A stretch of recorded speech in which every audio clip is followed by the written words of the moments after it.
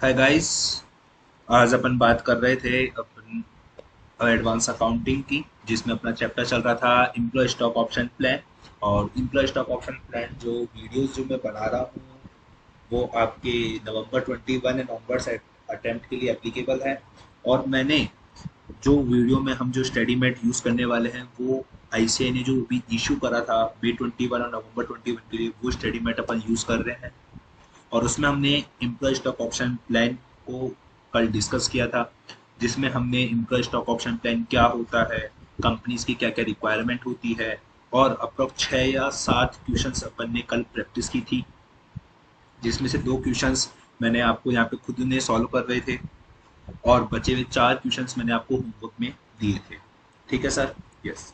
आज अपन पर क्या बात करेंगे सर? आज हम बात करेंगे, सबसे पहले तो सर एक क्विक रिकैप करेंगे जो भी हमने कल पढ़ा था, ताकि इससे आपको हर एक चीज़ में एकदम आसानी रहे। जो भी चीज़ अपन पढ़ रहे हैं, कोई भी डाउट हो तो आप मेरे से पूछ सकते हो व्हाट्सएप के थ्रू, जिसका मैंने आपको नंबर डिस्क्रिप्शन बॉक्स में दे दिया है। ठीक है, तो सर हम बात करते हैं पहले हमारे कुछ रिकैप की। तो सबसे पहले अपन रिवीजन करेंगे जो हमने लास्ट क्लास में पढ़ा था। तो गाइज कल हमने पढ़ा था क्या? हमने पढ़ा था कि अगर एम्प्लॉय स्टॉक ऑप्शन प्लान में आप क्वेश्चन में अगर विद इन 1 ईयर का ही टाइम दिया है कंपनी ने विद इन 1 ईयर का ही टाइम दिया है, तो हम क्या करते हैं सर? हम करते हैं 2 एंट्रियाँ। कौन कौन सी एंट्रियाँ sir? Bank account debit, employee compensation expenses account debit to equity share capital and to security premium account. Generally जो सिक्योरिटी प्रीमियम होता है वो बैलेंसिंग फिगर होता है, या फिर सर आप सिक्योरिटी प्रीमियम को market price of the share minus face value जो आएगा उसको मल्टीप्लाई करना है सर किससे? एक्सपेक्टेड नंबर ऑफ ऑप्शन से। एक्सपेक्टेड नंबर ऑफ ऑप्शन से। ठीक है सर। इक्विटी शेयर कैपिटल क्या होती है सर? इक्विटी शेयर कैपिटल आपके accepted number of option multiply by face value. Sir employ compensation expenses account में कौन सा अमाउंट जाता है? उसके लिए सर मैंने आपको 2 तरीके बताए थे कि आईसीआई फेयर वैल्यू अकाउंटिंग और intrinsic value accounting 2 method use करती है।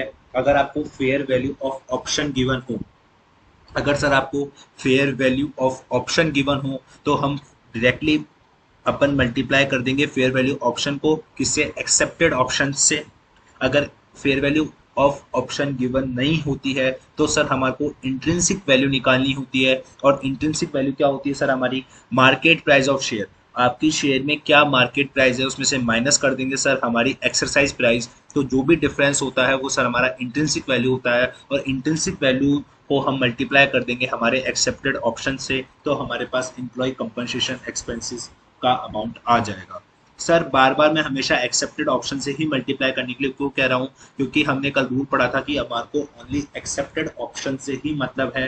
जो ऑप्शन एम्प्लॉयज ने डस्टबिन में डाल दिए हैं, हमारे को उन ऑप्शन से मतलब नहीं है।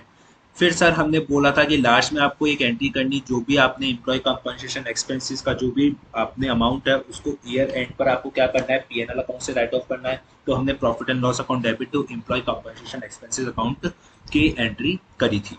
तो सर ये था जो हमने कल लास्ट क्लास में पढ़ा था। इससे रिलेटेड हमने कल 2 क्वेश्चन सॉल्व करे थे, 4 क्वेश्चन आपको होमवर्क में दिए थे।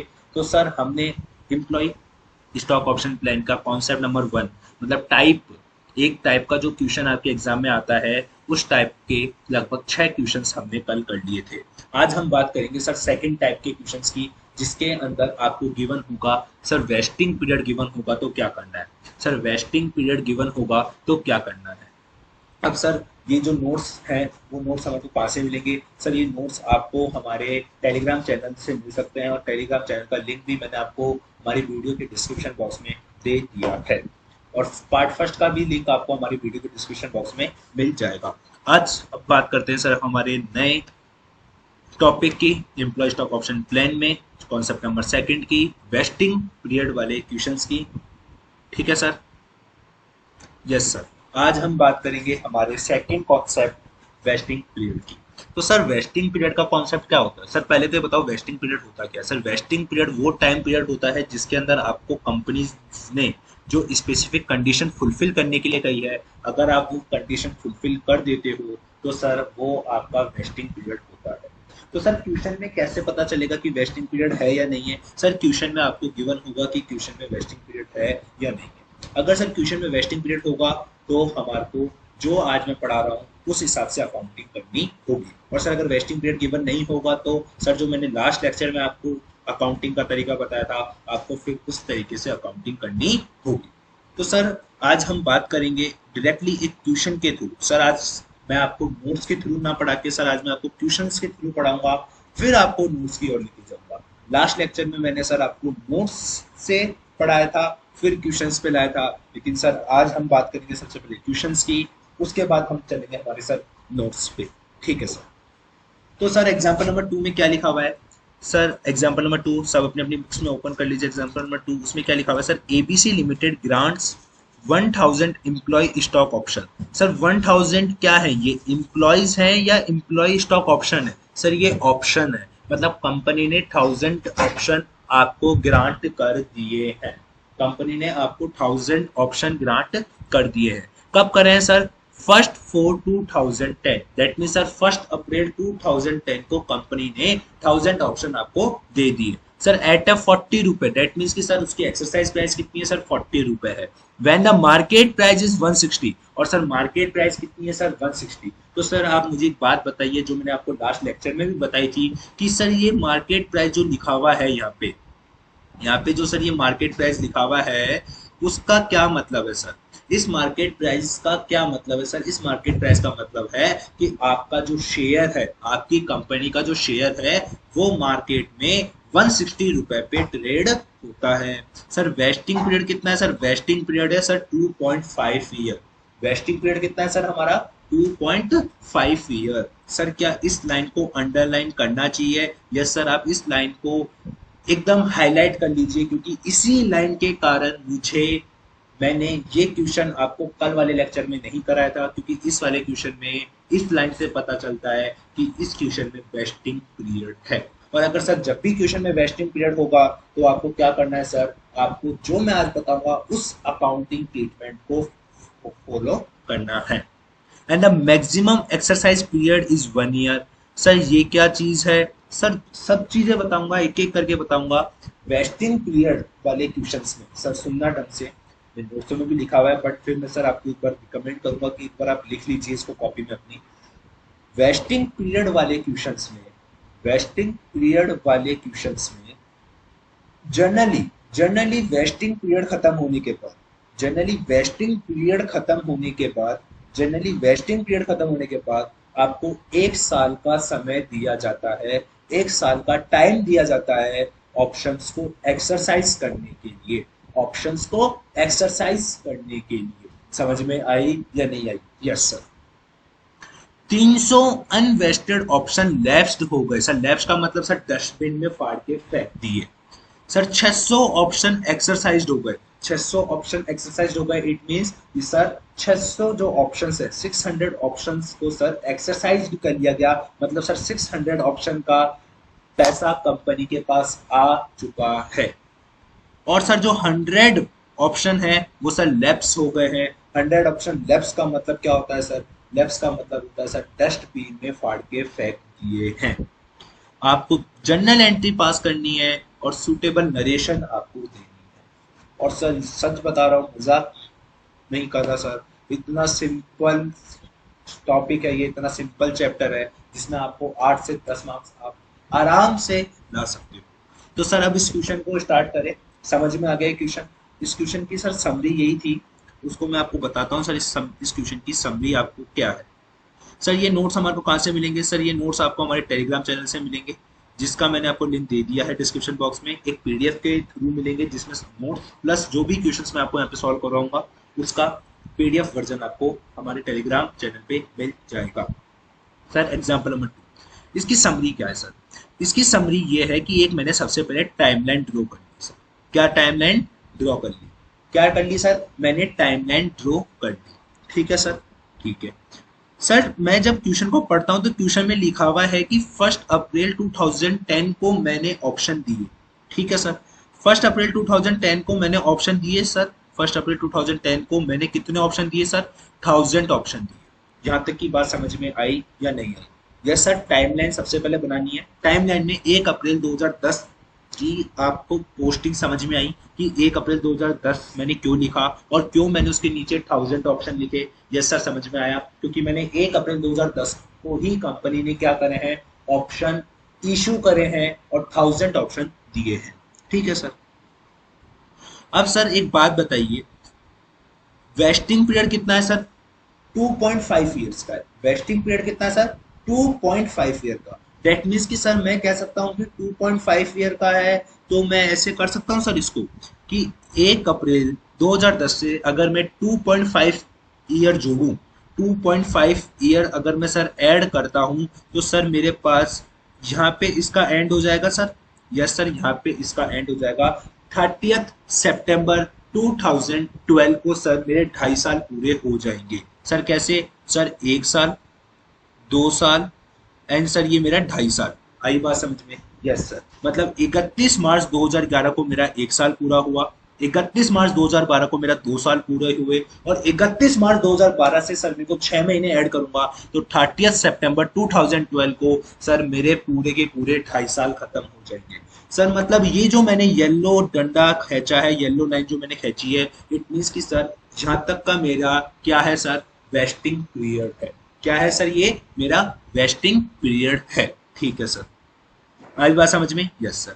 अब एक बात बताइए सर, आपको ये दिमाग लगाना है कि 1 अप्रैल 2010 से लेकर 31 मार्च 2011 में क्या कोई ऑप्शंस एम्प्लॉयज ने डस्टबिन में फेंके हैं क्या?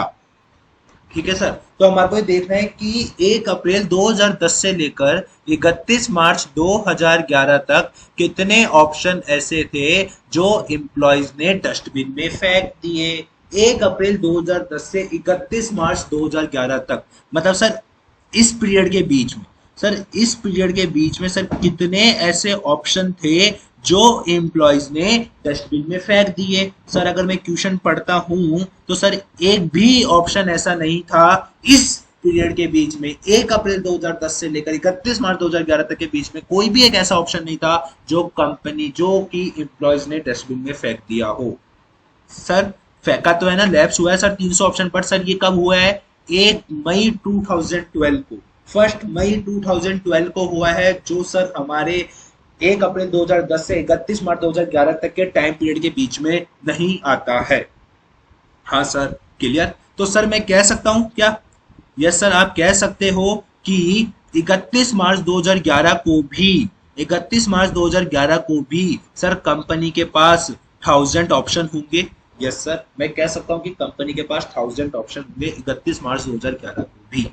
अब सर आपको ऐसे ही 31 मार्च 2012 के लिए देखना है, मतलब 31 मार्च 2011 से लेकर 31 मार्च 2012, मतलब इस टाइम पीरियड के बीच में कुछ ऐसे ऑप्शन है क्या जो कंपनी, मतलब जो एम्प्लॉयज ने डस्टबिन में फेंक दिए हों?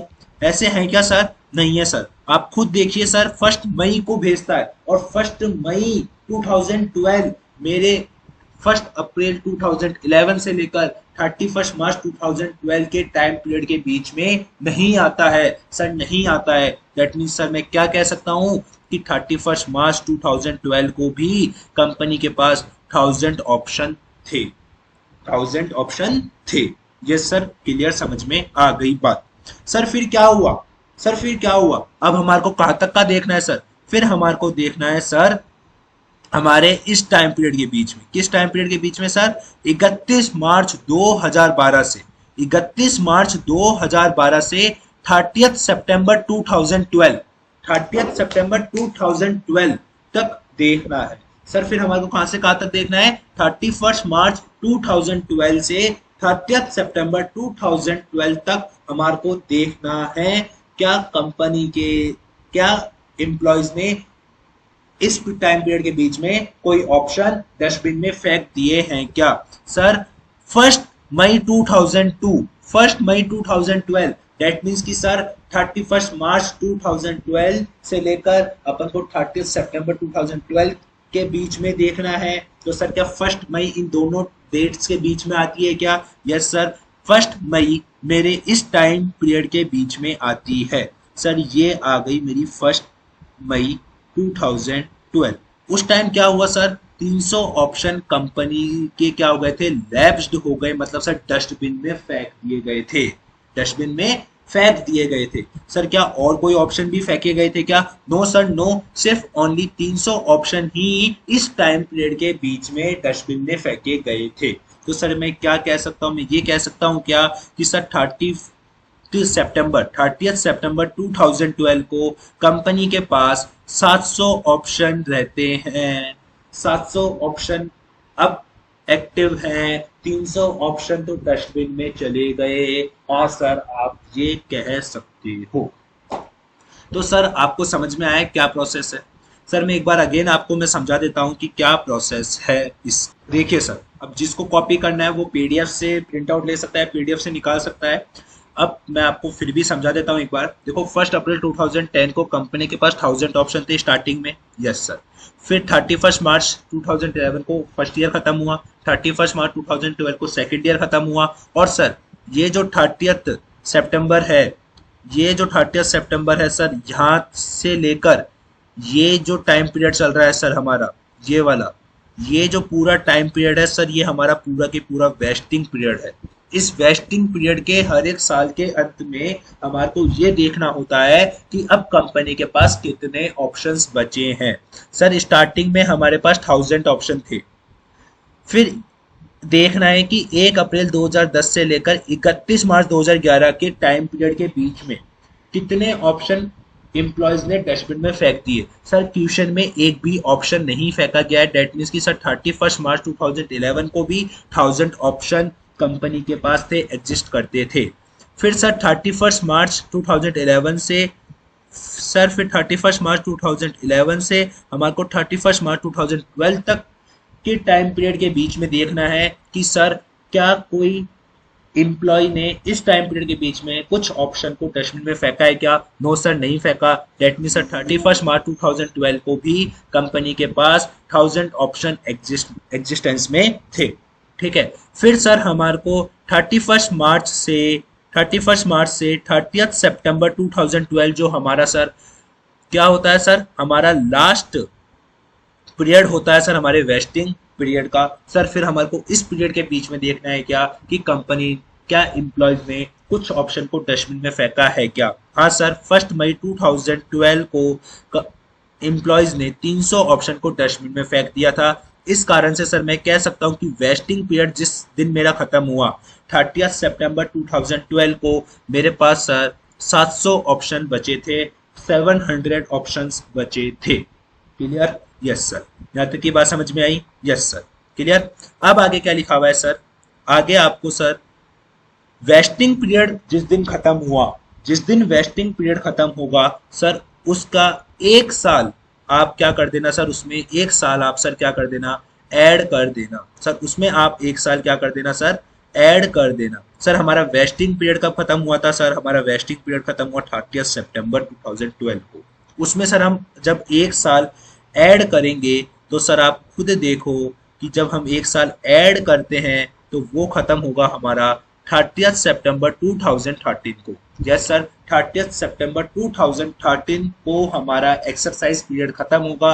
मतलब सर कहने का मतलब ये हो गया कि आपका वेस्टिंग पीरियड, मतलब आपको कंडीशन सेटिस्फाई करने का जो टाइम पीरियड दिया गया था वो दिया गया था 30 सितंबर 2012 तक का। फिर उसमें आपको एक साल और ऐड कर दिया जिसमें आपको एक्सरसाइज करने का टाइम दिया गया था। वो लास्ट डेट थी एक्सरसाइज करने की 30 सितंबर 2013। 30 सितंबर 2013 आपकी क्या थी सर, लास्ट डेट थी। ठीक है सर। तो ये जो टाइम पीरियड है सर मेरा, ये टाइम पीरियड सर मेरा एक्सरसाइज पीरियड है। क्या पीरियड है सर ये मेरा time period? Exercise period time कहलाता है। उसमें क्या हुआ सर, कंपनी ने क्या बोला सर उसमें?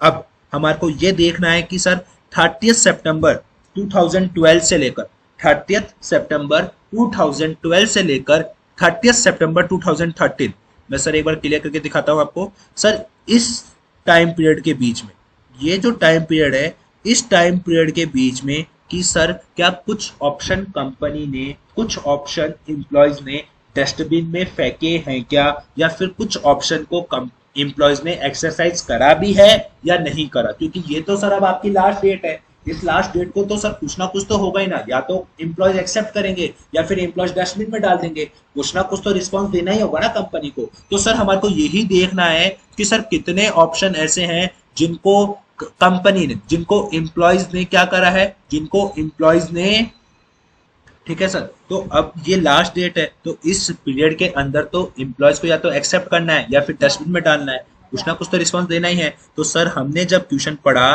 कि सर 30 सितंबर 2012 से लेकर 30 सितंबर 2013 इस टाइम पीरियड के बीच में कितने ऑप्शन एक्सरसाइज हुए और कितने ऑप्शन सर डस्टबिन में फेंक दिए गए, तो सर हमारे को पता चला कि 600 ऑप्शन आर एक्सरसाइज्ड ऑन 30 जून 2013। सर 2013 30 जून 2013 को क्या हुआ सर, हमारे 600 ऑप्शन एक्सरसाइज हो गए। तो सर एक बात बताइए, क्या 30 जून 2013 इस टाइम पीरियड के बीच में ही आएगी क्या? यस सर, इस टाइम पीरियड के बीच में ही आएगी। तो सर इस टाइम पीरियड के बीच में क्या हुआ सर, हमारे 600 ऑप्शन एक्सरसाइज्ड हो गए। आई बात समझ में? Yes sir. फिर सर क्या हुआ, 100 ऑप्शन हमारे लेफ्ट हो गए, 100 ऑप्शन को डस्टबिन में फेंक दिया गया। कब फेंका गया? Eight the end of exercise period. Sir exercise period कब एंड हुआ हमारा? 30 सितंबर को। और 30 सितंबर को क्या किया गया सर? 30 सितंबर को हमारा ऑप्शन को डस्टबिन में फेंक दिया गया। इट मीन सर कहने का मतलब ये हुआ कि कंपनीज के पास सर इस टाइमलाइन को देखने पर हमारे को सर तीन बातें समझ में आती है मोटी मोटी तौर पे, कि सर कंपनी के पास 600 ऑप्शन का पैसा आएगा, कंपनी के पास 600 ऑप्शन का पैसा आएगा। वेस्टिंग पीरियड जिस दिन खत्म हुआ उस दिन 700 ऑप्शन ही बचे थे कंपनी के पास, ठीक है। तीसरी बात ये समझ में आती है कि सर 700 ऑप्शन बचे थे वेस्टिंग पीरियड खत्म होने के बाद, 600 ऑप्शन कंपनी एम्प्लॉयज ने एक्सरसाइज कर लिए, बचे हुए 100 ऑप्शन सर कंपनी ने, एम्प्लॉयज ने डस्टबिन में डाल दिए। समझ में आया या नहीं? यस सर, ये टाइमलाइन सर किस किस को क्लियर हो गई है? सर अगर ये टाइमलाइन आपको समझ में आ गई ना, तो सर इस पूरे चैप्टर में जो कॉन्सेप्ट नंबर 2 है वेस्टिंग पीरियड का, उसमें सर आपको कहीं दिक्कत नहीं आएगी, किसी भी क्वेश्चन में दिक्कत नहीं आएगी सर, अगर आपको ये टाइमलाइन बनाना और समझ में दोनों आ गई है। सर थोड़ा सा है अटपटा, लेकिन सर जैसे जैसे आप प्रैक्टिस करोगे, 2-3 क्वेश्चंस की अगर सर आप प्रैक्टिस कर लेते हो तो आपको टाइमलाइन बनाना ढंग से आ जाएगी। आई बात समझ में? Yes sir. सर टाइमलाइन तो बन गई। अब सर टाइमलाइन बन गई तो सर अब मुझे क्या करना है? हर एक साल के अंत में एंट्री करनी होती है। यस सर, हर एक साल के एंड में मुझे एंट्रियां तो करनी है। यस सर, अब हर एक साल के एंड में एंट्रियां कैसे करेंगे? सर कुछ नहीं है, हर एक साल के एंड में अपन को अगर एंट्रियां करनी है, एक तो अपन को कब करनी है? 31 मार्च 2011 को, एक 31 मार्च 2012 को, और एक 30 सितंबर 2012 को एंट्रियां करनी है। मतलब सर आपके कहने का मतलब क्या ये हो गया क्या? क्या हम इसे एज ए गोल्डन रूल लिख सकते हैं? यस सर, आप लिख सकते हो कि वेस्टिंग पीरियड के बीच में जितने भी ईयर एंडेड होंगे, वेस्टिंग पीरियड के एंड में, वेस्टिंग पीरियड के एंड तक जितनी भी ईयर एंड होंगे, उस ईयर एंड पर हमारे को एंट्रीज करनी होगी, हमारे को एंट्रीज करनी होगी। ठीक है सर। अब एंट्रीज करनी होगी तो सबसे पहले एंट्री के लिए हम अमाउंट की प्रिपरेशन कर लेते हैं, हम अमाउंट का वर्किंग नोट बना लेते हैं, ताकि आपको जब एंट्री करो तो आपको अमाउंट में दिक्कत ना हो। ठीक है सर। तो ईयर फर्स्ट 31 मार्च 2011 को सर हमारे को एंट्री करनी है कंपनसेशन एक्सपेंसेस की। सर कंपनसेशन एक्सपेंसेस की हमारे को एंट्री करनी है। अब सर एंट्री क्या होती है, कैसे होती है, वो सब बताऊंगा, बट सर एंट्री का अमाउंट कैसे निकलेगा, that is important in the vesting period. Vesting period में यही इंपॉर्टेंट है कि आपको अमाउंट कितना राइट ऑफ करना है, कितना एक्सपेंसेस बनाना है। ये समझ में आ गया तो सर आपको पूरा कॉन्सेप्ट समझ में आ जाएगा। एंट्री तो क्या सर, एंट्री तो सिर्फ आपको 2 एंट्री याद करनी है और छापनी है पूरे में, बट सर अमाउंट कैसे निकलेगा ये थोड़ा सा इंटेलेक्चुअल प्रोसेस है। तो देखो सर 31 मार्च 2011 को सर ये फॉर्मूला है। सर ये क्या है? सर ये एक तरीके का आपका सर ये जो है ये सर ये एक फॉर्मूला है आपका कंपनसेशन एक्सपेंसेस निकालने का। सर वेस्टिंग पीरियड वाले कॉन्सेप्ट में कंपनसेशन एक्सपेंसेस निकालने का ये सर एक तरीके का फॉर्मूला है।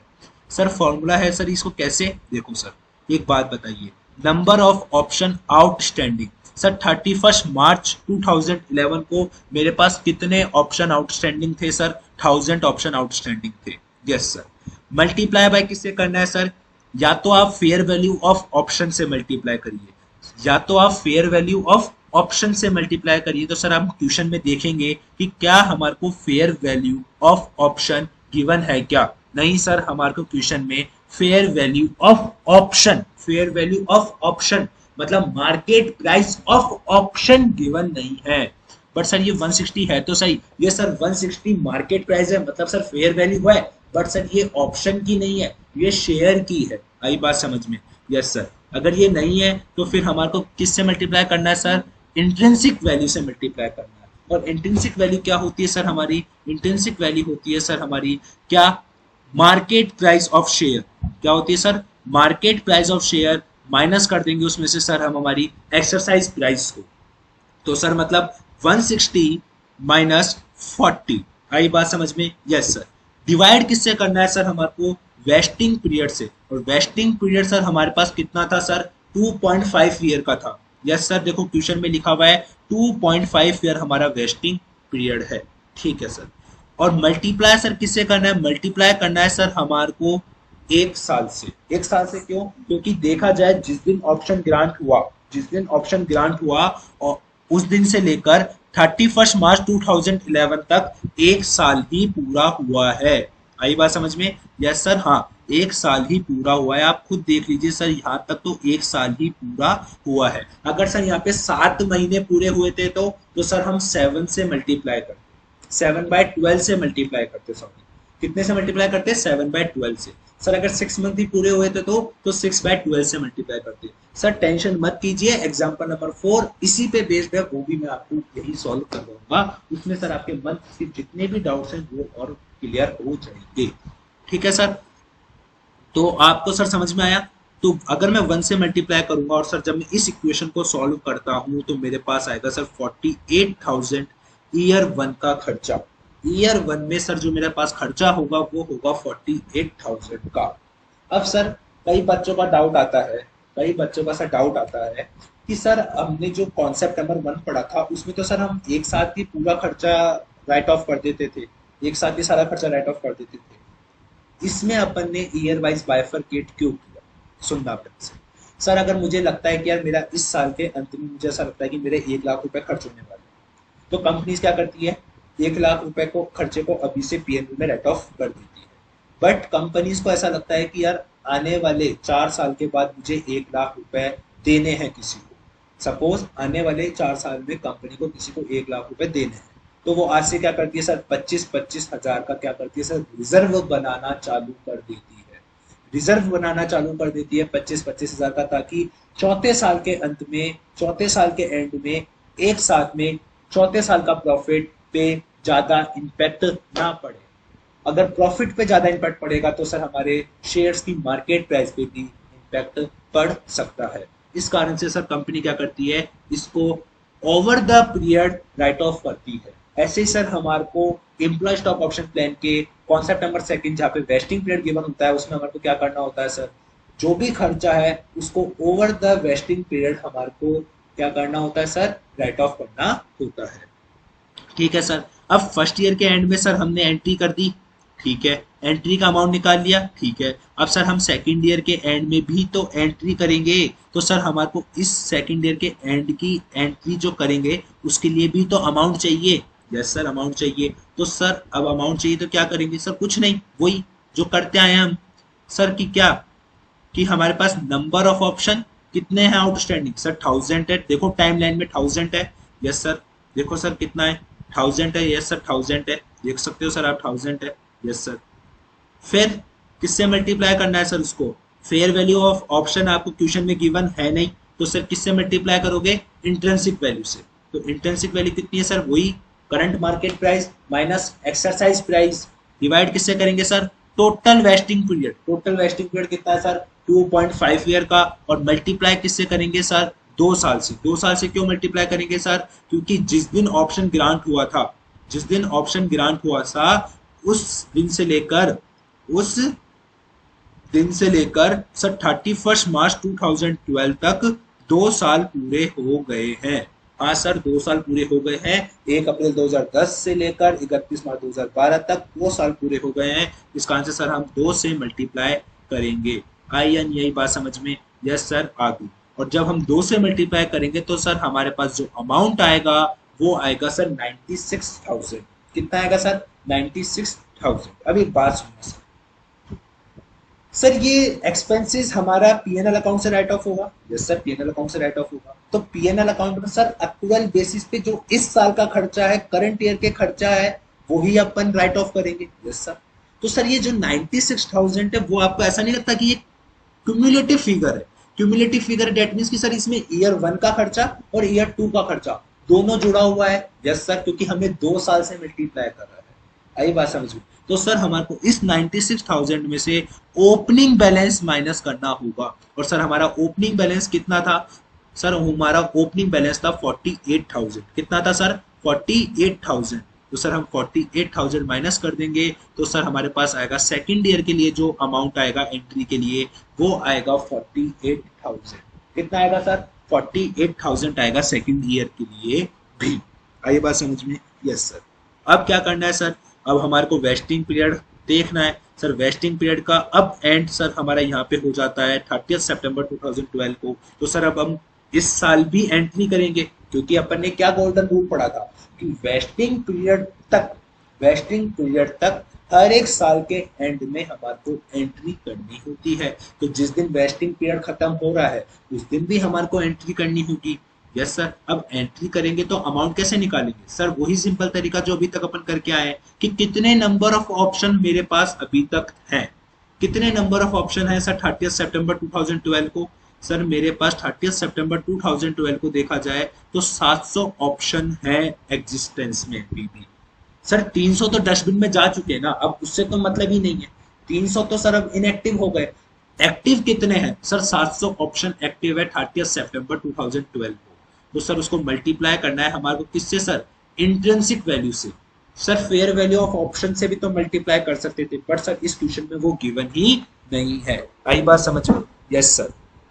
फिर उसके बाद सर किससे डिवाइड करना होता है सर? डिवाइड करना होता है सर टोटल वेस्टिंग पीरियड से। और मल्टीप्लाई सर किससे करेंगे? सर जिस दिन ऑप्शन ग्रांट हुआ था 1 अप्रैल 2010 को, उस दिन से लेकर 30 सितंबर 2012 तक सर मेरे पास 2.5 साल हो गए पूरे। तो सर मैं मल्टीप्लाई करूंगा 2.5 साल से। आई बात समझ में? Yes sir. तो सर इस इक्वेशन को सॉल्व करते हैं तो 84,000 आता है, जो कि क्यूमुलेटिव फिगर है पूरे 2.5 साल का। पूरे 2.5 साल का क्यूमुलेटिव फिगर है सर 84,000। सर उसमें से मुझे ओपनिंग बैलेंस माइनस करना होगा फर्स्ट ईयर का, सेकंड ईयर का। तो मेरे पास सर जो थर्ड ईयर का है करंट ईयर का फिगर आ जाएगा कि कितना पीएनएल से चार्ज करना है। तो सर फर्स्ट ईयर का तो कितना था? 48,000। Yes sir. सेकंड ईयर का कितना था सर? सेकंड ईयर का भी 48,000 ही था। यस सर, सेकंड ईयर का भी 48,000 था। तो डेट मीन्स कि सर मैंने टोटल 96,000 माइनस करना है मेरे को 84,000 में से। तो सर एक बात बताओ, 84,000 का रिजर्व बनाना चाहिए था, मैंने बना दिया 96,000 का। डेट मीन्स कि सर 12,000 का एक्सेस रिजर्व बनाया। क्या बनाया सर मैंने? ये एक्सेस रिजर्व बनाया। एक्सेस रिजर्व बनाया ना सर ये अपन ने। ये सर अपन ने क्या बना दिया? एक्सेस रिजर्व बना दिया। और एक्सेस रिजर्व बनने के कारण ही सर, एक्सेस रिजर्व बनने के कारण ही हमारा ये फिगर किस में आया सर? नेगेटिव में आया। ये सर फिगर किस में आया सर? ये फिगर नेगेटिव में आया। आई बात समझ में? Yes sir. यहाँ तक की बात समझ में आ गई कि वेस्टिंग पीरियड के एंड तक हमारी अकाउंटिंग कैसे होती है। हाँ सर, हम टुकड़ों में पढ़ेंगे कॉन्सेप्ट नंबर सेकंड को कि सबसे पहले टाइमलाइन ड्रॉ करना सीखा हमने।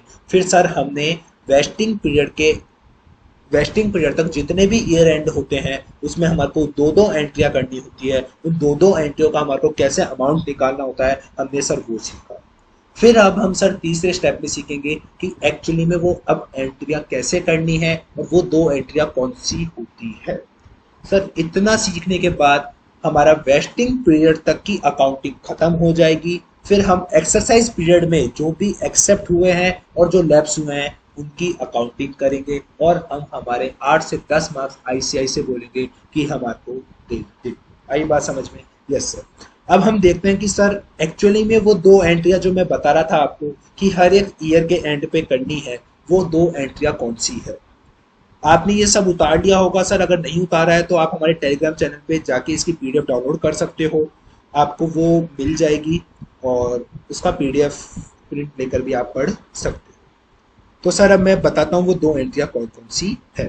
देखिए सर ये रहा वेस्टिंग पीरियड का कॉन्सेप्ट है। Yes sir, eight the end of each year, eight the end of each year till the end of the vesting period, मतलब वेस्टिंग पीरियड जब तक खत्म होगा, उस वेस्टिंग पीरियड जब तक खत्म होगा उस दौरान या उस टाइम पीरियड के बीच में जितने भी ईयर एंड होंगे उस टाइम हमारे को ये एंट्री करनी है, entry number 1 and entry number 2। Sir कौन कौन सी एंट्री करनी है? Employ compensation expenses account debit. क्यों सर? क्योंकि ये खर्चा है और इस खर्चे की सर हमने व्यवस्था कहां से करी सर?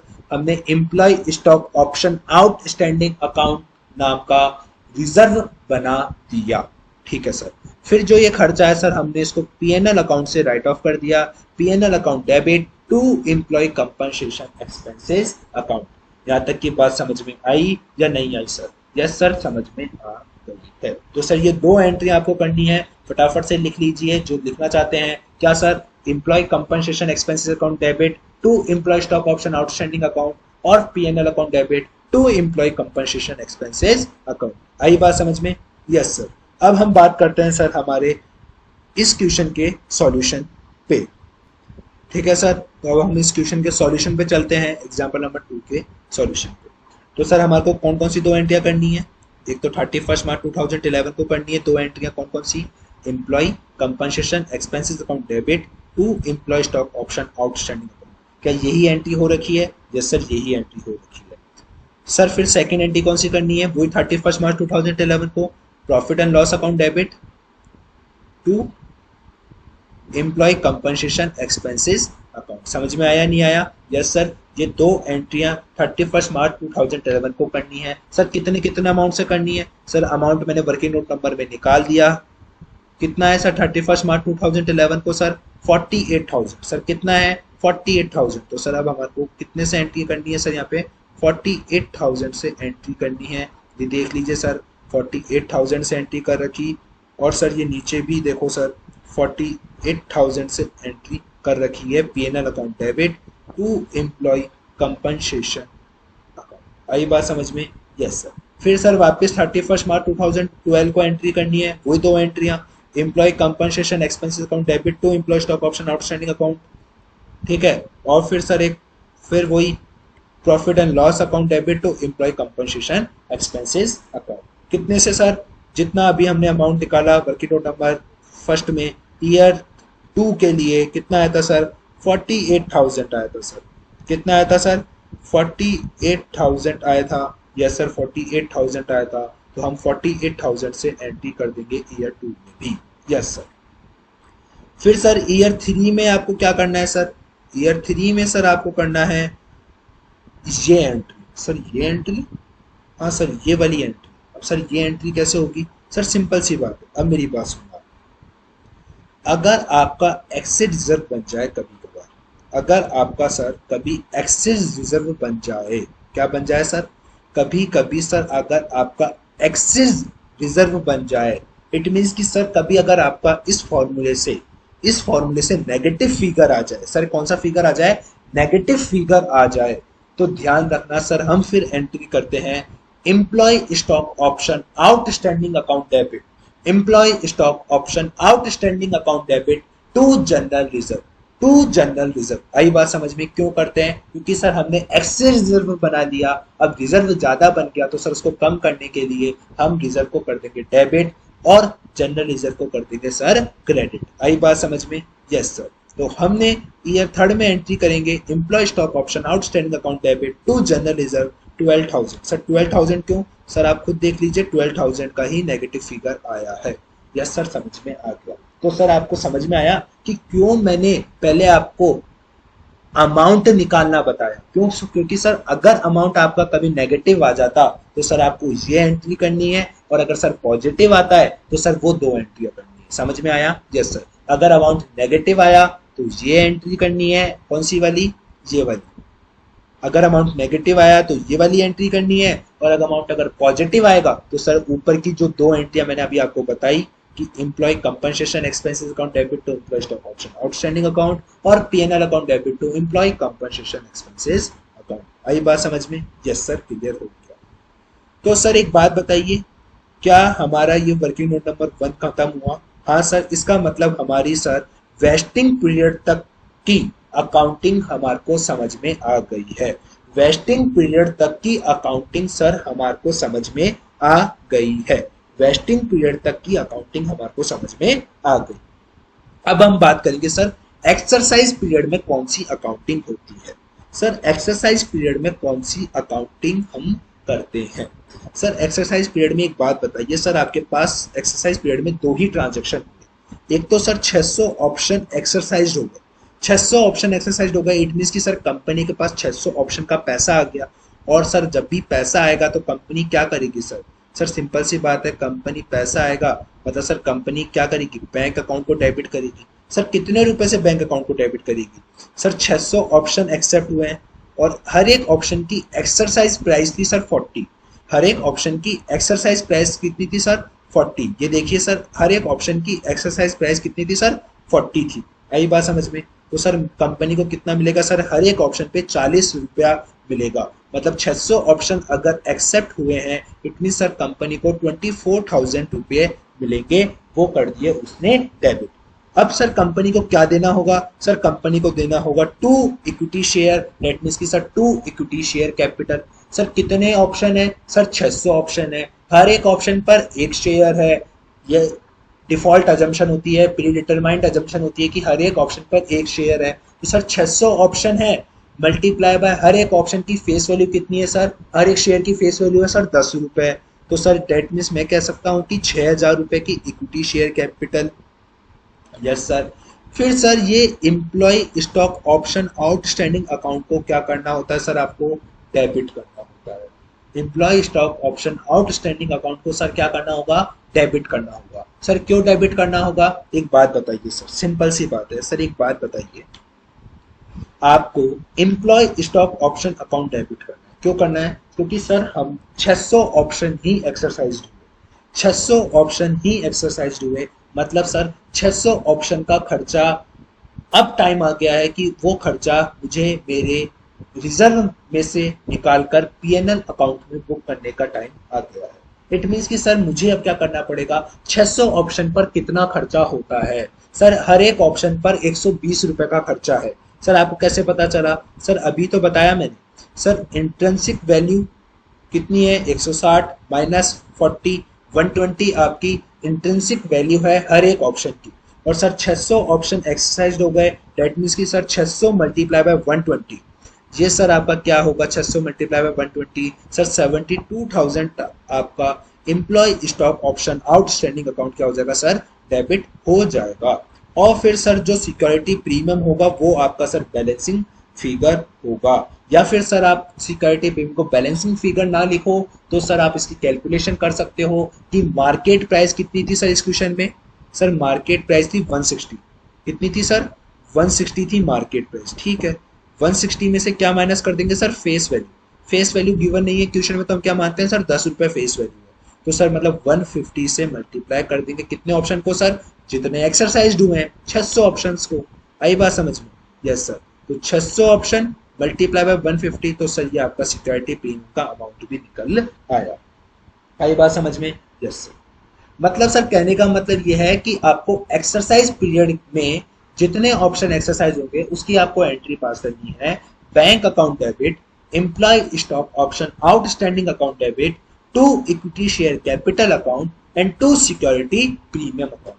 सर ये हमारे नोट्सों में लिखा हुआ है क्या? यस सर, ये आपके नोट्स। ये देखिए सर, हमारे एक्सरसाइज पीरियड में कौन किस तरीके की अकाउंटिंग होगी? बैंक अकाउंट डेबिट होगा, employee stock option outstanding account debit होगा, 2 इक्विटी शेयर कैपिटल होगा एंड 2 सिक्योरिटी प्रीमियम अकाउंट होगा। कौन से ऑप्शन से होगा सर? जितने ऑप्शन एक्सरसाइज किए हैं उन्हीं ऑप्शंस के थ्रू ये एंट्री हम क्या करेंगे सर? पास करेंगे। आई बात समझ में? Yes sir. और एक्सरसाइज पीरियड में सर एक एंट्री तो ये होगी और एक एंट्री होगी सर लैप्स्ड होने के लिए। जो ऑप्शन को डस्टबिन में फेंक दिया गया है during the exercise period, exercise period के ड्यूरिंग द एक्सरसाइज पीरियड जो ऑप्शन डस्टबिन में फेंक दिए गए हैं सर हम उनकी भी क्या करेंगे सर, हम उनकी भी अकाउंटिंग करेंगे सर। उसकी अकाउंटिंग की क्या करेंगे सर, उसकी अकाउंटिंग करेंगे सर क्या, employ stock option outstanding account debit to general reserve account. Sir ये एंट्री तो अभी करी थी जब भी नेगेटिव फिगर आएगा। हाँ सर, नेगेटिव फिगर आने पर भी यही एंट्री होगी। और during the exercise period, during the exercise period कितने ऑप्शन आपने लैप्स किए हैं उसकी एंट्री भी सर यही होगी, employee stock option outstanding account debit to general reserve. और सर एंट्री कैसे करेंगे, अनएक्सपेक्टेड लैप्स्ड, मतलब सर कितने ऑप्शन को डस्टबिन में डाल दिया है। सर कितने ऑप्शन को डस्टबिन में डाल दिया था during the exercise period, sir during the exercise period sir 100 option को, सर कितने ऑप्शन को सर 100 ऑप्शन को मैंने क्या कर दिया था सर, डस्टबिन में डाल दिया था ड्यूरिंग द एक्सरसाइज पीरियड। मैं बार बार बोल रहा हूँ ड्यूरिंग द एक्सरसाइज पीरियड, मतलब ओनली एक्सरसाइज पीरियड में जितने भी ऑप्शन डस्टबिन में डाले हैं हम सिर्फ उन्हीं ऑप्शंस की अकाउंटिंग करते हैं। तो सर 100 ऑप्शन है मतलब sir 100 multiply by sir expenses पर ऑप्शन, एक्सपेंसेस पर ऑप्शन कितना है सर 120 रुपए है। इट मीन कि सर मैं 12,000 रुपए से वापस एक और एंट्री करूंगा, कौन सी, लास्ट वाली, कौन सी होगी वो सर, वो employee stock option outstanding account debit to general reserve 12,000 रुपए। समझ में आया या नहीं आया? यस सर समझ में आ गया है। तो सर आपका इसी के साथ ये क्वेश्चन होता है खत्म, एग्जाम्पल नंबर 2। अब सर मैं फटाफट से आपको एक बार इस पूरे एग्जाम्पल की समरी बता देता हूं विथ आवर चार्ट्स, जो हमने चार्ट्स बनाए हैं उन चार्ट्स के थ्रू। तो सर मैं आपको बताता हूं हमारे चार्ट्स के थ्रू सर आपको कैसे क्या प्रोसेस फॉलो करना है। सर सबसे पहले आपको एक टाइमलाइन ड्रॉ करनी है, टाइमलाइन ड्रॉ कर लेंगे। यस सर, सबसे पहले हम एक टाइमलाइन बनाएंगे। उस टाइमलाइन में सर हम वेस्टिंग पीरियड तक के, वेस्टिंग पीरियड के एंड तक जितने भी ईयर एंड होंगे एंड वेस्टिंग पीरियड के एंड होने पर हम सर हर एक साल के अंत में 2 एंट्रियां पास करेंगे। कौन कौन सी 2 एंट्रियां पास करेंगे, employ compensation expenses account debit to employ stock option outstanding account and PNL account debit to employ compensation expenses account. आई बात समझ में? Yes sir. But sir entries pass करने से पहले हमारे को वर्किंग नोट में अमाउंट की कैलकुलेशन करनी पड़ेगी। और उस अमाउंट की कैलकुलेशन हम सर कैसे करेंगे, उस अमाउंट की कैलकुलेशन को कहते हैं सर हम एम्प्लॉय कंपनसेशन एक्सपेंसेस, जो क्या होता है sir number of option outstanding at the end of the year. And उसको किससे मल्टीप्लाई करेंगे सर, अगर ऑप्शन की फेयर वैल्यू गिवन है तो सर उससे मल्टीप्लाई कर देंगे, नहीं तो सर हम इंट्रिंसिक वैल्यू निकाल कर भी मल्टीप्लाई कर सकते हैं।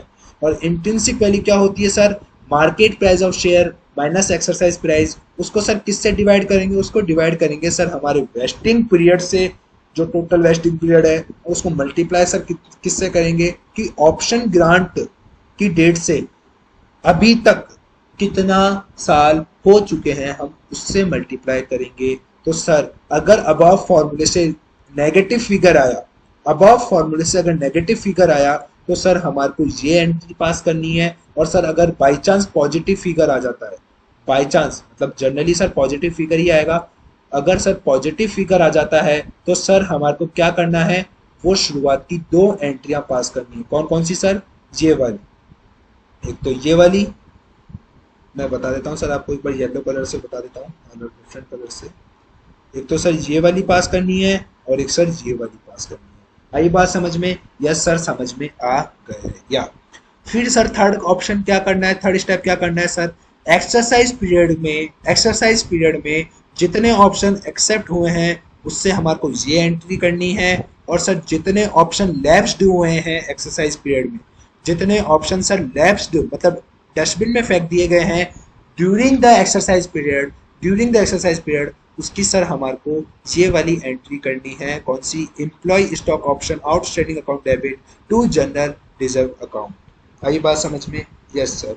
अगर सर आपको ये बात समझ में आती है तो इसी के साथ सर आपका जो सेकंड कॉन्सेप्ट है वेस्टिंग पीरियड का, उसमें आपका पूरा कॉन्सेप्ट यहीं पे खत्म होता है। और सर हमने एग्जाम्पल नंबर 2 भी साथ में कर लिया है। तो सर थोड़ा सा होमवर्क लिख लें। यस सर होमवर्क तो बनता ही है, होमवर्क के बिना तो सर कैसे मजा आएगा। सर होमवर्क लिखते हैं हम, होमवर्क जो है सर आपका वो है सर क्वेश्चन नंबर सिर्फ sir only question number 2 sir आपका होमवर्क है। सर अगर ये क्वेश्चन नंबर 2 अगर आपको नहीं आता है या फिर सर इसको सॉल्व करते समय कोई भी प्रॉब्लम होती है तो सर आप मुझे व्हाट्सअप कर सकते हो। व्हाट्सअप नंबर हमारे डिस्क्रिप्शन बॉक्स में आपको दे मिल जाएगा। और सर अगर कोई स्पेसिफिक क्वेरी है तो उसकी मैं वीडियो बना के डाल दूंगा, अगर वो व्हाट्सएप पे पॉसिबल नहीं होता है समझाना तो। आई बात समझ में? Yes sir. तो सर अभी जाए, हमारी क्लास ओवर हो गई? नो सर, अभी हम एक और क्वेश्चन की प्रैक्टिस करेंगे कॉन्सेप्ट नंबर 2 पर ही। Example number 4 sir, example number 4। हाँ सर, एग्जाम्पल नंबर 4 की अभी हम सर एक और बार प्रैक्टिस करेंगे। एग्जाम्पल नंबर 4 बहुत नहीं sir, example number 5 sir, example number 5 की सर हम एक और बार प्रैक्टिस करेंगे। एक और बार सर? हाँ सर, अपन कॉन्सेप्ट नंबर सेकंड में एग्जाम्पल नंबर 2 अपन ने कर लिया, अब हम सर एग्जाम्पल नंबर 5 करेंगे ताकि आपकी अंडरस्टैंडिंग अच्छी हो सके इस कॉन्सेप्ट पे। ठीक है सर? Yes sir. करें? ठीक है। क्या लिखा हुआ है सर? पे limited granted option for 8,000 equity share of nominal value 10 रुपए। डेट मीन सर कि फेस वैल्यू 10 रुपए है। आप अपनी कॉपी में अगर लिखना चाहते हो उसकी समरी, टाइमलाइन नहीं, ओनली समरी, ताकि आपको सिर्फ वही चीजें देखने को मिले। तो फेस वैल्यू 10 रुपए है पर शेयर की। ऑप्शन कितने दिए हैं सर? ऑप्शन दिए हैं 8,000 ऑप्शन है सर। कितने ऑप्शन है सर? 8,000 ऑप्शन है। ठीक है। कब दिए हैं सर? 1 अक्टूबर 2010 को दिए हैं। ठीक है सर। एक्सरसाइज प्राइस कितनी है सर? 80 रुपए है। जबकि मार्केट प्राइस कितनी है सर शेयर्स की? 170 है। आई बात समझ में? Yes sir. जो आपका वेस्टिंग पीरियड है वो सर कितना है? 4.5 ईयर है। सर वेस्टिंग पीरियड कितना है सर आपका? 4.5 ईयर है। मतलब सर इस लाइन के अकॉर्डिंग या इस लाइन के होने से मैं ये कह सकता हूँ कि ये कॉन्सेप्ट नंबर सेकंड मतलब वेस्टिंग पीरियड का क्वेश्चन है। Yes sir. फिर सर 4,000 ऑप्शन डस्टबिन में फेंक दिए गए थे कब? ऑन 1 दिसंबर 2012 को। 3,000 ऑप्शन मैंने एक्सरसाइज कर लिए थे कब? ऑन 30 सितंबर 2005 को। एंड जो 1,000 ऑप्शन थे वो सर लेफ्ट कर दिए थे at the end of exercise B है। आई बात समझ में? Yes sir. मतलब सर डिट्टो क्वेश्चन है, सेम क्वेश्चन है, सिर्फ ओनली एक तो डेट बदली है, ऑप्शंस का नंबर्स बदले हैं, अमाउंट बदला है, और वेस्टिंग पीरियड 2.5 साल से 4.5 साल कर दिया है पिछले वाले क्वेश्चन से। आई बात समझ में? तो सर अपन इसका सॉल्यूशन करें? Yes sir. तो सबसे पहले टाइमलाइन बनाएंगे। Yes sir. अब आप टाइमलाइन मेरे साथ बनाएंगे, जिनको समझ में आ गया है और जिनको अभी भी दिक्कत फेस हो रही है तो सर एक बार वो वापस समझने का ट्राई करेंगे। आई बात समझ में? Yes sir. ये रहा सर आपका सॉल्यूशन एग्जाम्पल नंबर 5 का। ठीक है सर। अब इसमें सर आप समझिए, मैं आपको समझाने का ट्राई करता हूँ। ठीक है। अपन ने 1 अक्टूबर 2010 को ऑप्शन ग्रांट करा। ठीक है सर। करा क्या? यस सर, 1 अक्टूबर को ही करा था क्या? सर देख लेते हैं एक बार अपन ने कि क्या 1 अक्टूबर को ही करा था क्या? हाँ सर, हमने 1 अक्टूबर को ही करा था। ये देख लेते हैं सर एक बार। हाँ सर, आपने 1 अक्टूबर को ही ऑप्शन ग्रांट किए थे। सर कितने किए थे? 8,000 ऑप्शन ग्रांट किए थे। आई बात समझ में? Yes sir. आप देख लीजिए सर इस क्वेश्चन में। यस सर, ये 1 अक्टूबर को हमने ऑप्शन ग्रांट करे। सर कितने ऑप्शन ग्रांट करे थे? 8,000 ऑप्शन हमने 1 अक्टूबर को ग्रांट कर दिए थे। ठीक है सर। अब 1 अक्टूबर से सर 2010, 1 अक्टूबर 2010 से सर मेरा फर्स्ट ईयर कब एंड होगा? सर फर्स्ट ईयर का एंड तो सर 31 मार्च 2011 को एंड हो जाएगा। लॉजिक है ना कि हर साल वो अगर अपनी बुक्स को 31 मार्च को क्लोज क्लोज करता है तो 31 मार्च 2011 को सर उसका year one and. Yes sir. फिर ऐसे सर 31 मार्च 2012 को ईयर 2, 31 मार्च 2013 को ईयर 3, 31 मार्च को ईयर 4, एंड सर 31 मार्च 2015 को ईयर 4 खत्म हो जाएगा। मैथ की बात समझ में आई या नहीं आई? यस सर, आ गई। तो सर एक बात बताइए। क्या बताएं सर? कि एक बात बताइए सर, वेस्टिंग पीरियड था 4.5 ईयर का, तो ये वेस्टिंग पीरियड 4.5 ईयर के अकॉर्डिंग हमारी टाइमलाइन बन गई है क्या? वो चेक कर लें। यस सर, चेक कर लीजिए। इस टाइम पीरियड से इस टाइम पीरियड के बीच में सर 6 महीने, इधर से और इस टाइम पीरियड से लेकर इस टाइम पीरियड के बीच में 1 साल, मतलब सर टोटल 1.5 साल हो चुका अभी तक। इस टाइम पीरियड से लेकर इस टाइम पीरियड के बीच में हमारे 1 साल, तो सर मतलब 2.5 साल हो चुके।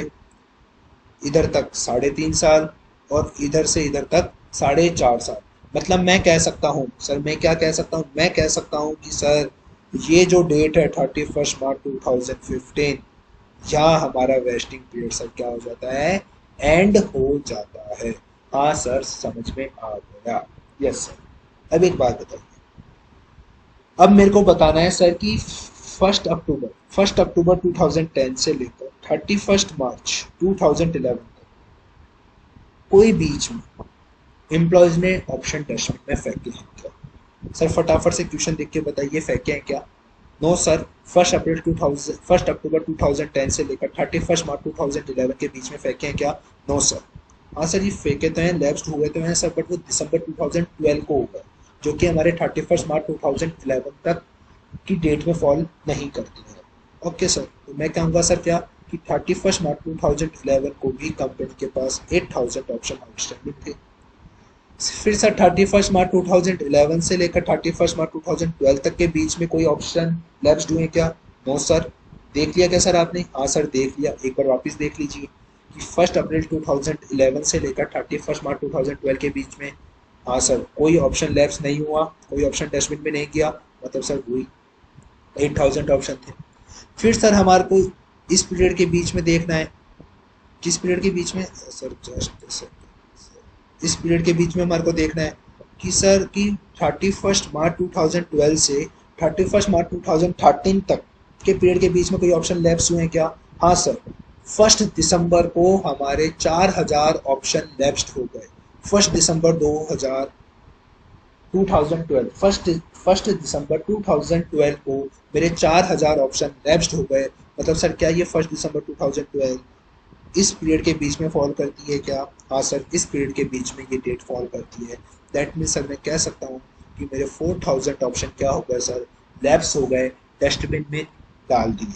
तो सर 31 मार्च 2013 को मेरा क्या स्टेटस होगा? सर मेरे पास 8000 ऑप्शन थे, 4000 डस्टबिन में फेंक दिए, तो मेरे पास 4000 ऑप्शन बच गए। फिर सर हमारे को 31 मार्च 2013 से 31 मार्च 2014 के बीच में देखना है कि कोई ऑप्शन लैप्स हुआ है क्या? हाँ सर कोई भी ऑप्शन लैप्स नहीं हुआ, तो सर वो 4000 की 4000 ही रहेंगे। फिर सर 31 मार्च 2014 से 31 मार्च 2015 के पीरियड के बीच में देखना है कि कोई ऑप्शन लैप्स हुआ है क्या? सर कोई ऑप्शन लैप्स नहीं हुआ, मतलब सर हमारे पास 4000 option you vesting period and होने तक हमारे पास 4000 ऑप्शन रह जाते हैं। आई बात समझ में? यस सर समझ में आ गए या? फिर सर टाइमलाइन में जैसे ही वेस्टिंग पीरियड खत्म होता है हम क्या देते हैं सर, एक साल का एक्सरसाइज पीरियड। सर एक साल का एक्सरसाइज पीरियड जब हम देंगे तो सर मैं इसको अलग कलर से बताता हूँ आपको ताकि आपको समझ में आएगा, रेड कलर से, कि 31 मार्च 2015 से सर 31 मार्च 2016 एक साल हो गया, जो कि आपका एक्सरसाइज पीरियड है। उस एक्सरसाइज पीरियड में सर क्या क्या हुआ? सर उस एक्सरसाइज पीरियड मतलब 31 मार्च 2015 मतलब 1 अप्रैल 2015 से 31 मार्च 2016 के बीच में सर हमारे 3000 ऑप्शन एक्सरसाइज हो गए, जो कि 30 सितंबर 2015 को हुए। कब हुए? 30 सितंबर 2015 को हुए। 3000 ऑप्शन आपके एक्सरसाइज। और सर फिर क्या हुआ? और सर होने को क्या हुआ सर, और 1000 ऑप्शन आपके लैप्स्ड हो गए eight the end of exercise period. मतलब सर 31 मार्च 2016 को सर हमारे 1000 ऑप्शन डस्टबिन में फेंक दिए गए थे। जहाँ तक की टाइमलाइन आपको समझ में आई या नहीं? यस सर समझ में आई। पिछले वाले क्वेश्चन से आपको आपको थोड़ा सा कॉन्फिडेंस आपके अंदर आ गया होगा टाइमलाइन बनाने को लेकर। और सर जो होमवर्क दिया है वो और कर लोगे तो सर आपको 3 बार टाइमलाइन बना लोगे तो आपके अंदर अपने आप ही कॉन्फिडेंस आ जाएगा। Yes sir. क्या step number 1 clear? Yes sir. Step number 2 क्या थी सर? हमारे को एंट्रीज का अमाउंट निकालना है।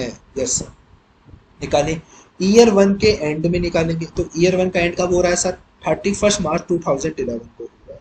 उस टाइम हमारे पास कितने ऑप्शन आउटस्टैंडिंग में थे? सर उस टाइम हमारे पास ऑप्शन आउटस्टैंडिंग थे 8000। मल्टीप्लाई करेंगे सर किससे? फेयर वैल्यू ऑफ ऑप्शन से। क्या fair value of option given है क्या? No sir fair value of option given नहीं है। तो सर फिर हम किससे मल्टीप्लाई करेंगे? Intrinsic value of option. तो इंट्रिंसिक वैल्यू क्या होती है sir? Market price of share minus कर देंगे exercise price. Market price of share में से माइनस कर देंगे सर एक्सरसाइज प्राइस, तो सर आपके पास आ जाएगा इंट्रिंसिक वैल्यू दैट इज 90। तो हम सर 90 से मल्टीप्लाई करेंगे, डिवाइड करेंगे सर टोटल वेस्टिंग पीरियड से। तो सर टोटल वेस्टिंग पीरियड कितना है सर आपका? सर टोटल वेस्टिंग पीरियड है सर हमारा 4.5। आई बात समझ में? Yes sir. मल्टीप्लाई किससे करेंगे सर? ग्रांट डेट से देखेंगे सर। ग्रांट डेट क्या थी सर? 1 अक्टूबर 2010। 1 अक्टूबर 2010 से 31 मार्च 2011 सर 6 महीने होते हैं। 6 महीने होते हैं तो सर क्या मैं उसे ऐसे लिख सकता हूँ 0.5 ईयर? Yes sir. तो आप कह सकते हैं कि सर 80,000 मेरा फर्स्ट ईयर के एंड पर जो मैं एंट्री करूंगा उसमें अमाउंट डलेगा 80,000। सर ये 80,000 पॉजिटिव है या नेगेटिव? सर पॉजिटिव है। तो मैंने बताया था सर अभी नोट्स में आपको कि अगर पॉजिटिव होगा तो आपको वो दो एंट्रियां करनी होती है। कौन कौन सी सर? कमेंट में लिख कर बताएंगे। Sir employ compensation expenses account on debit to employ stock option outstanding account and PNL account debit to employ compensation expenses account. आई बात समझ में? Yes sir. फिर सर हम ईयर 2 के एंड में एंट्री करें। ईयर 2 कब खत्म हो रहा है सर हमारा? 31 मार्च 2012। उस टाइम कितने ऑप्शन थे sir? 8,000 option. Multiply by intrinsic value 90, divide करेंगे सर टोटल वेस्टिंग पीरियड 4.5 से। और सर 31 मार्च 2012 तक कितना टाइम पूरा हो गया सर? 1 अक्टूबर 2010 से देखा जाए तो सर 1.5 ईयर, मतलब सर 1.5 साल। 1.5 साल को सर 1.5 ईयर लिख सकते हैं। Yes sir. तो जब अपन सॉल्व करेंगे तो अपने पास कितना आएगा सर? 2,40,000 आएगा। उसमें से सर क्या माइनस करेंगे? ओपनिंग बैलेंस फर्स्ट ईयर का 80,000 माइनस कर देंगे। तो सर 1,60,000 क्या माना जाएगा सर आपका? कि सेकेंड ईयर की एंट्री का अमाउंट होगा 1,60,000। आई बात समझ में? Yes sir 1,60,000। अब सर हमारे को क्या करना है ईयर थर्ड के एंड पर? तो ईयर थर्ड के एंड में सर हमारे पास कितने ऑप्शन बचे सर? 4,000 ऑप्शन बचे। तो 4,000 ऑप्शन मल्टीप्लाई करना है इंट्रिंसिक वैल्यू से, डिवाइड करना है टोटल वेस्टिंग पीरियड से, मल्टीप्लाई करना है सर 2.5 से। क्यों सर? क्योंकि 1 अक्टूबर 2010 से 31 मार्च 2013 सर टोटल 2.5 साल होते हैं। कितना आएगा सर सॉल्व करने पे? 2 लाख। माइनस कर देंगे सर 80,000 ईयर 1 का ओपनिंग, ईयर 2 का 1,60,000। तो मैं कह सकता हूँ कि सर मेरे पास अब जो आएगा 40,000 वो सर कौन सा बैलेंस आया सर मेरे पास? सर मेरे पास आया नेगेटिव बैलेंस। और नेगेटिव बैलेंस आएगा तो सर मैं क्या एंट्री करूंगा sir? Employ stock option outstanding account debit to general reserve only sir, सिर्फ एक ये एंट्री करूंगा। आई बात समझ में? Yes sir. मतलब आपके अमाउंट निकालते निकालते आपको पता चल जाएगा कि कौन से ईयर में 2 एंट्री करनी है, कौन से ईयर में 1 एंट्री करनी है। आई बात समझ में? Yes sir. फिर 31 मार्च 2014 को कितने ऑप्शन हमारे पास आउटस्टैंडिंग थे सर? 4,000 ऑप्शन आउटस्टैंडिंग थे। ये देखो सर 4,000 ऑप्शन आउटस्टैंडिंग थे। ठीक है सर। तो 4,000 ऑप्शन मल्टीप्लाई करेंगे इंट्रिंसिक वैल्यू से, वो सॉरी सर, यहाँ पे है सर। 4,000 ऑप्शन को मल्टीप्लाई करेंगे सर इंट्रिंसिक वैल्यू से, डिवाइड करेंगे सर टोटल वेस्टिंग पीरियड से। और सर 1 अक्टूबर 2010 से देखा जाए 31 मार्च 2014 तो सर 3.5 साल होते हैं। तो सर सॉल्व करेंगे तो कितना आता है सर? 2,80,000। उसमें से सर फर्स्ट ईयर का ओपनिंग कितना है? 80,000। सेकेंड ईयर का ओपनिंग कितना है sir? 1,60,000। And sir third year का ओपनिंग कितना है सर? सर नेगेटिव का 40,000। सर नेगेटिव का 40,000। डेट मीन्स की सर अपन को 2,80,000 में से 80,000 माइनस करेंगे तो 2 लाख। 2 लाख में से 1,60,000 माइनस करेंगे तो 40,000। और 40,000 में से सर माइनस करेंगे माइनस का 40,000। तो सर माइनस माइनस प्लस हो जाएगा। तो सर हमारे पास आएगा सर कितना? 180,000। सर कितना आएगा सर? 80,000 आएगा। आई या नहीं आई बात समझ में? यस सर क्लियर हो गया। 80,000 आएगा सर हमारे पास ईयर फोर्थ में जो भी हम एंट्री करेंगे उसमें अमाउंट। आई बात समझ में? सर ईयर 5 में हम जो एंट्री करेंगे हमारा वेस्टिंग पीरियड जब एंड होता है एकदम लास्ट में तो 4,000 ऑप्शन रहता है हमारे पास, multiply by 90 divide by total vesting period. और 31 मार्च 2015 तक अगर अपन देखेंगे 1 अक्टूबर 2010 से तो सर 4.5 साल होते हैं। Yes sir. तो सॉल्व करेंगे 3,60,000 माइनस फर्स्ट ईयर का ओपनिंग, सेकेंड ईयर का ओपनिंग, थर्ड ईयर का ओपनिंग एंड सर ये फोर्थ ईयर का ओपनिंग। तो सर ये 80,000 माइनस करेंगे, 1,60,000 माइनस करेंगे तो सर आता है 1,20,000। 1,20,000 में से सर 80,000 माइनस कर देंगे तो 40,000, और 40,000 में से माइनस करेंगे माइनस का 40,000, तो डेट मीन्स की सर माइनस माइनस प्लस हो जाएगा और आपके पास सर कितना आ जाएगा, 80,000 आ जाएगा। आई या नहीं आई बात समझ में? यस सर, समझ में आ चुका है। आपको समझ में आया सर कि कैसे अपन को सॉल्व करना है? एंट्रीज का अमाउंट सर हमने निकाल लिया है। तो सर इसको देख के क्या पता चलता है कि वेस्टिंग पीरियड के एंड तक की हमने अकाउंटिंग कर ली है, जिसमें सर फर्स्ट ईयर में पॉजिटिव बैलेंस है। फर्स्ट ईयर में सर आप देखो सर, फर्स्ट ईयर में आपका पॉजिटिव बैलेंस है, सेकंड ईयर में आपका पॉजिटिव बैलेंस है। तो सर इधर हम दो दो एंट्रियां करेंगे। देखिए सर क्वेश्चन में कितनी एंट्रियां कर रखी है सर, देख लीजिए। ये देखो सर, ये देखो सर, फर्स्ट ईयर के एंड में आपने एंट्री करी employee compensation expenses account debit to employ stock option outstanding account, वही 80,000 से। क्या सर हमारे भी 80,000 आ रहा था क्या? यस सर, देख लीजिए 80,000 ही आ रहा है हमारे। यस सर, फिर तो हमारा मतलब सॉल्यूशन सही है, आईसीए से मैच हो रहा है। फिर सर हम PNL account debit to employ compensation expense account करेंगे सर, वही 80,000 से। आई बात समझ में? Yes sir. फिर सर हम क्या करेंगे सर, फिर हम करेंगे हमारी सेकेंड एंट्री।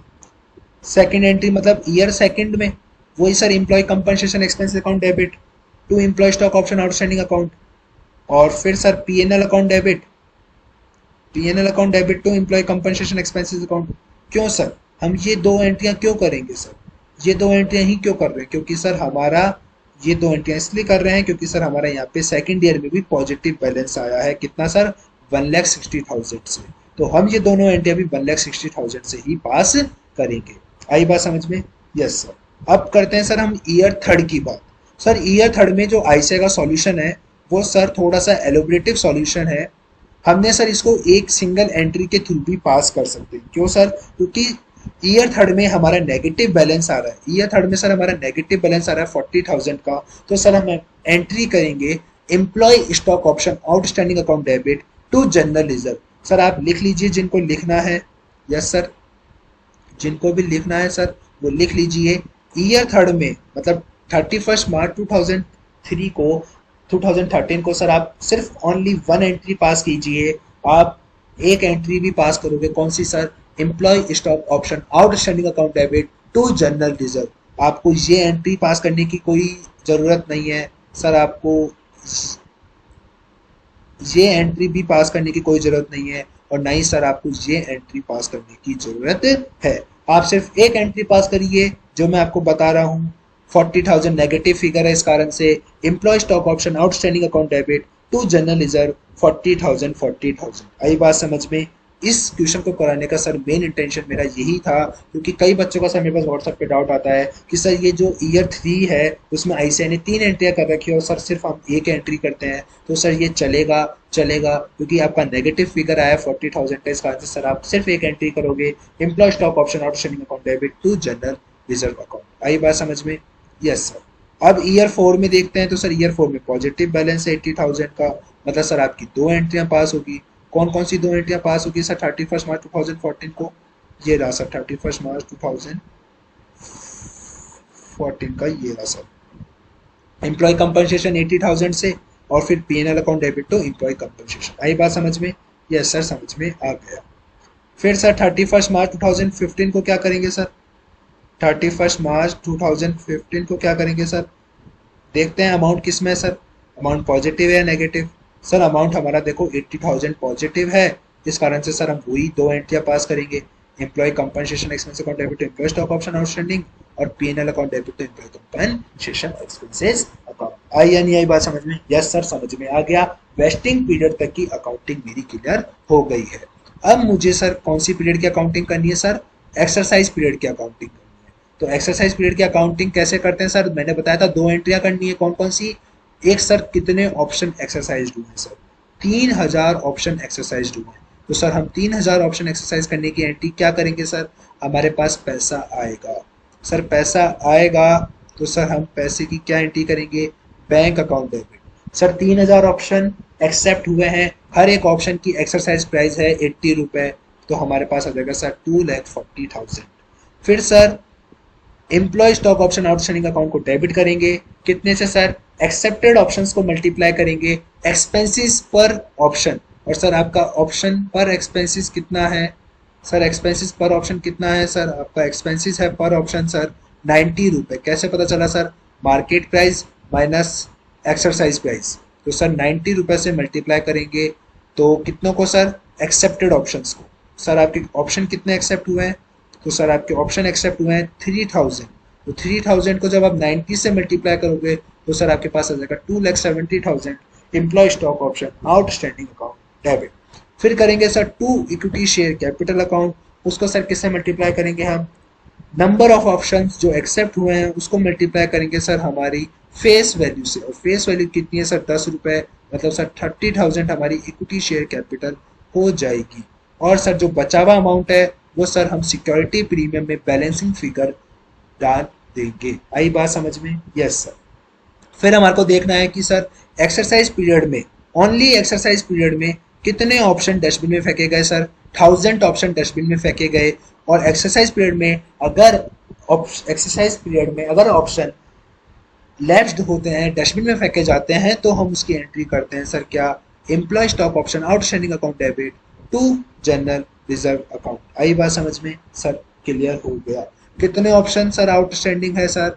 कितने ऑप्शन लैप्स्ड हुए सर? 1000 ऑप्शन लैप्स हुए। 1000 ऑप्शन लैप्स हुए और हर एक ऑप्शन पर कितना खर्चा किया था सर? 90 रुपए का। तो मतलब मैं कह सकता हूँ कि सर 90,000 हमारा अमाउंट अब रिजर्व रिवर्स हो जाएगा। आई या नहीं आई बात समझ में? यस सर, समझ में आ गया। अब आप कह सकते हो कि हमारा कॉन्सेप्ट क्लियर हो गया है। हमारे को वेस्टिंग पीरियड के कॉन्सेप्ट्स में अब कोई दिक्कत नहीं है। आई बात समझ में? यस सर, क्लियर हो गया है। तो सर इसी के साथ आज हम इतना ही रखते हैं। और आज जितना भी हमने पढ़ाया उसको आप ढंग से रिवाइज कीजिए। जो भी होमवर्क के क्वेश्चन आप उसको सॉल्व कीजिए। और आज के पढ़ाने में और आपके क्वेश्चन जो सॉल्व करने के लिए दिया होमवर्क में कोई भी डाउट हो तो आप उसको व्हाट्सअप भी कर सकते हैं और आप कमेंट बॉक्स में भी उसे पूछ सकते हैं। तो सर आज के लिए इतना ही। आज के लिए हम इतना ही रखेंगे और अब हम मिलेंगे सर आपके साथ अगली वीडियो में, जिसमें हम एम्प्लॉय स्टॉक ऑप्शन प्लान को वाइंड अप करने की पूरी पूरी कोशिश करेंगे कि ये अगले लेक्चर में खत्म हो जाए। अगला लेक्चर सर मिस मत करना। क्यों? क्योंकि अगले लेक्चर में सर हम बात करेंगे दो इम्पोर्टेंट क्वेश्चंस की। ओनली ऑन वो दो इम्पोर्टेंट क्वेश्चन इस पूरे चैप्टर में जो एग्जाम में अगर आ जाएंगे तो सर आपको उसके लिए पहले से प्रैक्टिस होनी चाहिए। तो सर इसी के साथ कल ये चैप्टर हमारा खत्म हो जाएगा और फिर परसों से सर हम नया चैप्टर स्टार्ट करेंगे। तो सर आज के लिए धन्यवाद, बाय बाय। और सर अगर आपको ये वीडियो पसंद आई हो तो लाइक करें, शेयर करें, सब्सक्राइब करें और हमारे भूले ना फ्रेंड्स के साथ भी शेयर करें ताकि उनको भी इन वीडियोस का फायदा हो सके। ठीक है, बाय बाय बाय।